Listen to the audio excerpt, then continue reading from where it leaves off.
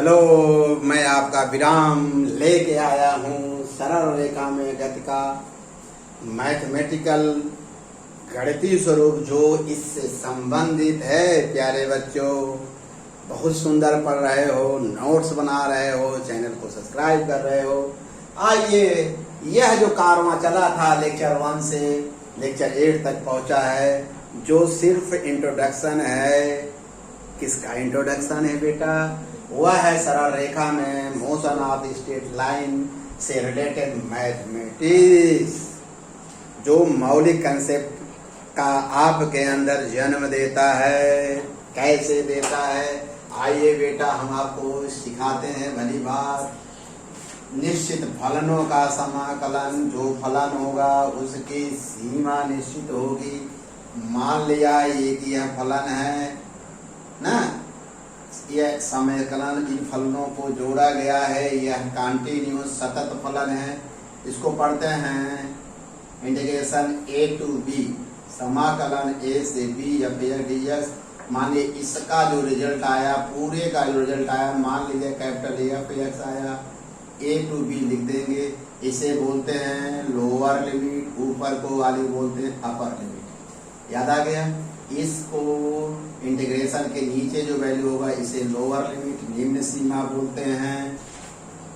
ऊपर वाले को बोलते हैं अपर लिमिट, उच्च सीमा। अब क्या करें? इसका जो ये रिजल्ट आया है, तो जहाँ यक्स रहेगा, जो फलन है स्वतंत्र है, वहां पर ये लिख देंगे upper limit minus lower limit. ये कंसेप्ट है, माने अपर लिमिट ऊपर की है, माइनस कौन? Lower limit. ये हो गया बेटा। अब आइए, यही आपसे रिलेटेड है। इसमें जब प्यारे बच्चे जो मैथ के हमारे स्टूडेंट है, ये तो सिर्फ एक परिचय है, इस पर कई चैप्टर आप मैथ में पढ़ेंगे। लेकिन बायोलॉजी वाले बच्चों के लिए यह बहुत अमृत का काम करेगा, क्योंकि उनकी भाषा गणित नहीं होती। ओके बेटा, ये बायोलॉजी वाले बच्चे, कोई किसी भी क्लास का बच्चा होगा, इतनी ही सरल भाषा में समझाया। आइए एग्जाम्पल से इसको स्पष्ट करते हैं। एक एग्जाम्पल लिए हैं, x² dx, integration of x² dx। Limit इसकी 2 से 3 है। इसकी जो शुरुआत हो रही 2 शुरू हो रही, समाप्त कहाँ हो रही? 3 पर। अच्छी बात है बेटा। इसका इंटीग्रेशन होगा, इसका सूत्र पता है, x⁻n से x n+1/n+1 कर दिए बेटा। उसी फार्मूले से ये आ गया। इसमें प्लस c नहीं जोड़ा जाता। पूछिए क्यों? इसलिए जब सीमा निश्चित है तो आगे बढ़ने की कोई सीमा नहीं है। भाई कह रहे हैं कि 2 से 3 तक जाइए, प्लस c माने फलन की कोई सीमा नहीं, जहाँ चाहे जितना जोड़िए। लेकिन जब लिमिट लग गया तो उसमें c नहीं, क्योंकि आगे आप नहीं बढ़ सकते, क्योंकि आपकी गुरुजी यहीं तक सीमा है। You are right. अब क्या कर दिए? अब ये हो गया 3, चूंकि कांस्टेंट है, यही स्वतंत्र चर x है, इसी जगह वैल्यू रखा जाता है हमेशा। तो जो कांस्टेंट वैल्यू आप भी बाहर करना सीख लो। तो क्या हुआ? 100 बाहर कर दी, अपर लिमिट हो जाएगा s का स्थान पर 3 का क्यूब, माइनस लोअर लिमिट 2 है, 2 का क्यूब हो x के स्थान पर रखोगे ना। अब इसका हो जाएगा 3 का क्यूब 81, 2 का क्यूब 8। घटा देंगे तो यह आंसर हो जाएगा। कहेंगे सारे तो बहुत ही सिंपल है। सिंपल नहीं, बहुत ही सरल भाषा में सिखाए हैं। आइए प्यारे बच्चों, इसको बता दीजिए कि यह है इंटीग्रेशन इन्फिनिटी टू x, मतलब कहाँ से शुरू हुआ है? अनंत शुरू हुआ। कहाँ तक लाए? निश्चित सीमा x तक लाए हैं। 1/r²।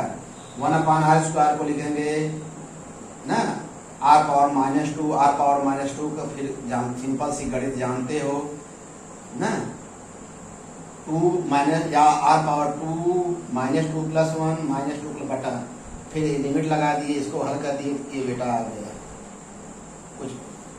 जैसे एक और एग्जांपल आपको हम समझा देते हैं, बता देते हैं, सीख लीजिए। जैसे u से v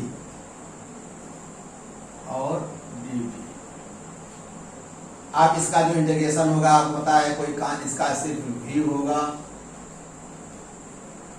u v। ठीक, इसका जो अपर लिमिट इसके स्थान पे यही रखेंगे तो यही आएगा -u। किसी को कुछ कहना है कहीं सर बहुत सरल है। मान लीजिए आप 0 से t और dt समय कहाँ, मैंने अगर समय ले लें तो समय 0 शुरू हो रहा कहाँ तक t तक, इसकी सीमा कहाँ तक जाएगी t तक। कितना हो जाएगा इसका तो इंटीग्रेशन t होगा, लिमिट लगाना पड़ेगा 0 से t, upper limit t lower limit 0, t का स्थान 0 रखना पड़ेगा, t का स्थान कहेंगे सारे तो बहुत सुंदर आप बता दे रहे हैं। यह हो गया प्यारे बच्चों, यह है एक गणित है जिसे आपको सीखना होगा। फॉर एग्जाम्पल एक और आपको हम और सिखा दें इसी से जुड़ा हुआ जो हमारे फिजिक्स से तात्पर्य उसका है।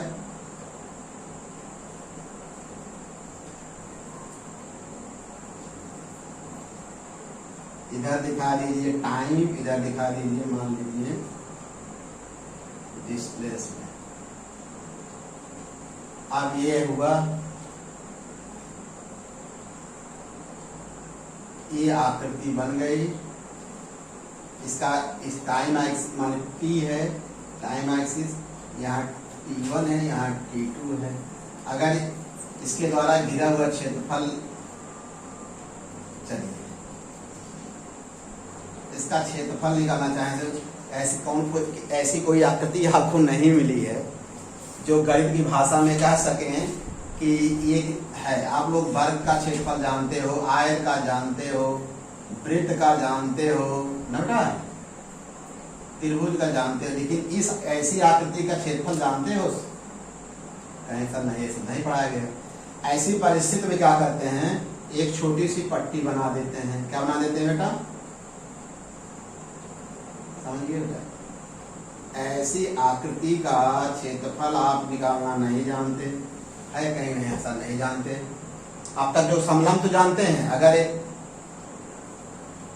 इस तरह कोई हो तो ऐसा तो संपूर्ण त्रिभुज 1/2 लंब गुणेधार कर देंगे, लेकिन यहाँ एक कर्व बना है। ऐसी परिस्थितियों में इस साहब का प्रयोग होगा।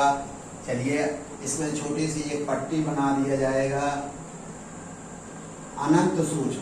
अनंत सूच बना देंगे तो आप चश्मा लगाएंगे तो भी यह dt होगा। अनंत सूच के लिए ये भाग नियत मान लिया जाएगा, यह भाग क्या मान लिया जाएगा, नियत। जब इसका क्षेत्रफल निकालेंगे यस dt हो जाएगा, लंबाई गुणे चौड़ाई, ये लंबाई यस हो जाएगा, लंबाई ये यस है, चौड़ाई dt है, क्षेत्रफल जो निकलेगा यस dt। और कहाँ से कहाँ तक जोड़ना है, t1 से लेकर t2 तक, ये पूरा क्षेत्रफल निकला है। इस आकृति का क्षेत्रफल निकल गया, समझिए बेटा नहीं। अब कोई आप किसी आकृति जैसे ऐसे ऐसे दिया हो तो उसका भी आप निकाल सकते, ऐसे कर दोगे पट्टी बनाती, यहाँ इसकी सीमा यहाँ शुरू कर यहाँ समाप्त कर देंगे, समझ गए। कोई भी आकृति होगा, इस समाकलन का यह फिजिकल महत्व है, लिमिट की यह फिजिकल महत्व, इन सब का प्रयोग हमारे फिजिक्स में होगा। ये छोटा से परिचय है, जब हम शुरू करेंगे तब आपके दिमाग में मेरी फिजिक्स स्ट्राइक करेगी कि सर ये बताए हैं, हाँ हाँ सर समझ में आ गया, समझ में आ गया। प्यारे बच्चों, ये एक लेक्चर 1 से लेकर लेक्चर 8 तक हम सिर्फ परिचय दिए हैं। अब आपको हम आपकी NCERT में जो लिखा है, जो टॉपिक, उस पर चर्चा करेंगे। दूरी क्या है, विस्थापन क्या, डाट डाट डाट सब चर्चा करेंगे इसके बाद लेक्चर नंबर 9। ओके बेटा, आप अच्छी तरह से नोट्स बनाइएगा।